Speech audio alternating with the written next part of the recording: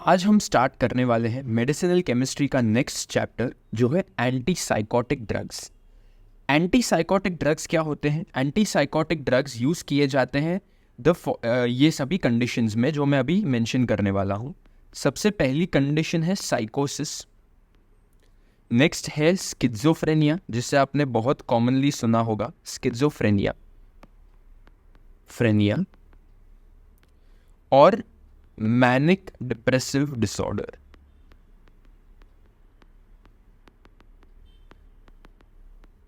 ये कंडीशंस में anti psychotic drugs use किए जाते हैं। मैनिक डिप्रेसिव डिसऑर्डर का दूसरा नाम जिससे आप उसे जानते होंगे वो है बाइपोलर डिसऑर्डर। ओके, इससे पहले कि हम एक्चुअल ड्रग्स में जंप इन करें और मैकेनिज्म ऑफ एक्शन में जंप इन करें, हम देखेंगे कि ये साइकोसिस, स्किज़ोफ्रेनिया और मैनिक डिप्रेसिव डिसऑर्डर के कैरेक्टरिस्टिक्स क्या होते हैं, यानी कि कब हम कह सकते हैं कि किसी पेशेंट को या तो साइकोसिस है, या तो स्किज़ोफ्रेनिया है, या तो मैनिक डिप्रेसिव डिसऑर्डर है। साइकोसिस में यूजुअली पेशेंट में ये सिम्टम्स देखने मिलते हैं जो मैं मेंशन कर रहा हूँ। सबसे पहला है डिल्यूजन्स। डिल्यूजन्स यानी क्या होता है? कोई चीज़ रियल है या नहीं, इसमें अंतर कर पाना पेशेंट के लिए डिफ़िकल्ट हो जाता है।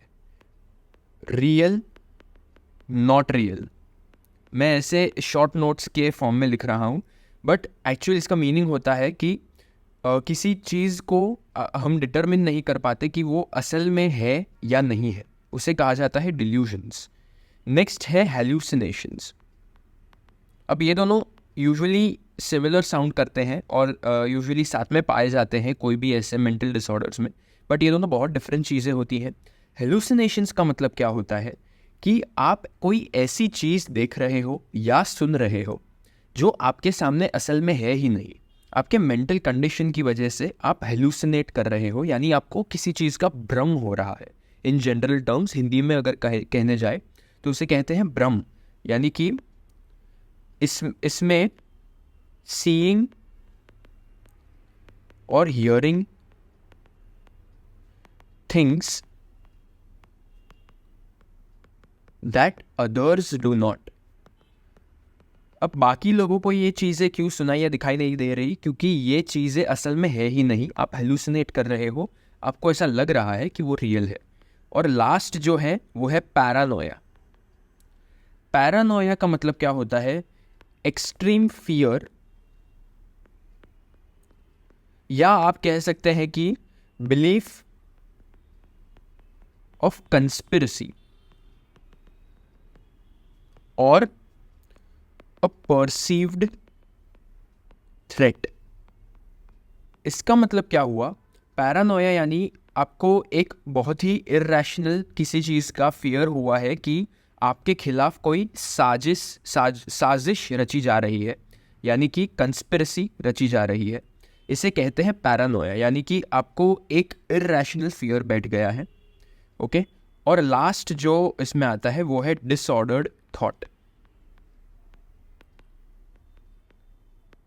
यानी कि आपके जो विचार है वो बहुत डिसऑर्डर्ड हो गए हैं। ओके, ये हुआ साइकोसिस का डेफिनेशन, यानी कि साइकोसिस में क्या क्या प्रॉब्लम्स हो सकती है पेशेंट में, क्या क्या सिम्टम्स देखने मिल सकते हैं पेशेंट में।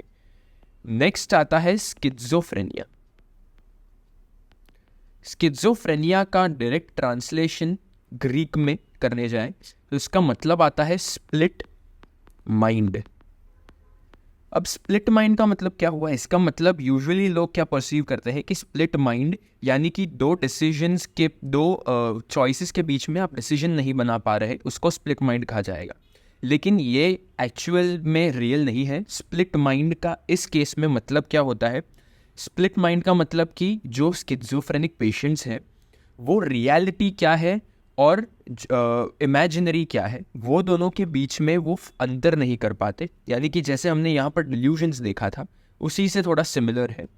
ओके, स्किज़ोफ्रेनिया में ऑब्वियसली और भी कई सारी चीज़ें होती है, लेकिन हम एक जनरल आइडिया देख रहे हैं। तो इन जनरल हम कह सकते हैं कि स्प्लिट माइंड यानी reality and imaginary can not be distinguished। Okay, इससे कहा ये स्किज़ोफ्रेनिक पेशेंट्स का एक बहुत पर्टिकुलर कैरेक्टरिस्टिक है या सिम्टम है। ओके, इसमें एक और चीज़ होती है, वो है डिसऑर्डर या मिसरेगुलेशन ऑफ इंफॉर्मेशन इन ब्रेन। ये भी पॉसिबल हो सकता है। ऐसे भी पॉसिबल हो सकता है कि बहुत सारे फॉल्स बिलीव्स हैं आपके, जो एक्चुअल में आप किसी ने प्रूव नहीं किए हैं आज तक, लेकिन आपको बस पता है कि वो है, इसलिए आपके लिए वो है। ये सब चीज़ें भी बहुत सारी होती हैं। कन्फ्यूज्ड थिंकिंग होती है, एक इम्पॉर्टेंट है, कन्फ्यूज्ड थिंकिंग हो सकता है पेशेंट का। ये सारी चीज़ें स्किज़ोफ्रेनिक पेशेंट्स में होती है। इसके बाद आता है बाइपोलर डिसऑर्डर। इसके नाम से आप शायद डिड्यूस कर पाओ कि इसमें होता क्या होगा। बाइपोलर डिसऑर्डर में दो एक्सट्रीम्स पर रहता है पेशेंट यूजुअली। ओके, एक होता है मेनिया, यानी कि बहुत ज़्यादा खुश होना, बहुत ज़्यादा पागलपन करना, या रिड्यूस्ड स्लीप, इंसोम्निया हो जाता है, या हाइपर एक्टिविटी। ये सब चीज़ें मेनिया में आती है। हाइपर एक्टिविटी, रिड्यूस्ड स्लीप, बाद में इलेशन यानी कि बहुत ज़्यादा खुश होना, ये सब चीज़ें आती हैं मेनिया में। चांसेस है वायलेंट बिहेवियर के भी, ये सब चीज़ें आती है मेनिया में। और साथ ही साथ ये डिसऑर्डर में डिप्रेशन होता है। डिप्रेशन यानी extreme sadness for long time, guilt, feeling worthless, ये सब चीज़ें अभी आ सकती है। अब ये बाइपोलर डिसऑर्डर यूजुअली फेजेस में होता है, यानी कि एक फेज़ में पेशेंट मेनिया में रहेगा, यानी कि बहुत खुश रहेगा, हाइपर एक्टिव रहेगा, कम सोएगा, और दूसरे फेज़ में पेशेंट डिप्रेस्ड रहता है। और ये दोनों फेजेस ऑल्टरनेट करते हैं, यानी कि थोड़े टाइम तक मेनिया का फेज़ रहेगा और थोड़े टाइम तक डिप्रेशन का फेज़ रहेगा। अब यूजुअली ये सब चीज़ें होती क्यों है? ऐसा देखा गया रिसर्च में कि एलिवेटेड लेवल्स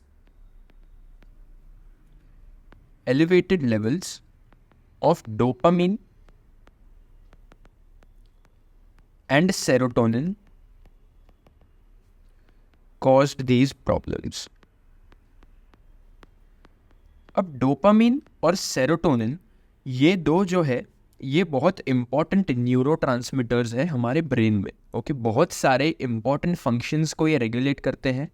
लेकिन जो पेशेंट्स या जो जिन लोगों में डोपामिन और सेरोटोनिन इसका लेवल बहुत हाई हो जाता है ब्रेन में, तभी यूजुअली देखने मिलता है ये सब प्रॉब्लम्स, स्किज़ोफ्रेनिया, साइकोसिस, बाइपोलर डिसऑर्डर, यानी कि ये सब प्रॉब्लम्स देखने मिलती है पेशेंट्स में जिनमें डोपामिन और सेरोटोनिन लेवल्स बहुत ज़्यादा हाई होते हैं। तो इससे आप mechanism of action in drugs का आप प्रॉबली डिड्यूस कर सकते हो। इसमें से इनका मैकेनिज्म ऑफ एक्शन होगा एंटागनिज्म ऑफ डोपामिन और सेरोटोनिन, यानी कि ये जो दो न्यूरोट्रांसमीटर्स जो एक्सेस में पाए गए हैं ब्रेन में, उन्हें एंटागनाइज करना, यानी कि उनका इफेक्ट कम करना, यही है basic mechanism of action dopamine, यही है basic mechanism of action in drugs का, यानी कि एंटी साइकोटिक्स का। ओके, सो ये हुआ इनका mechanism of action. Next lecture से हम स्टार्ट करेंगे आगे का पार्ट, जो है क्लासिफिकेशन और SAR। Thank you for watching.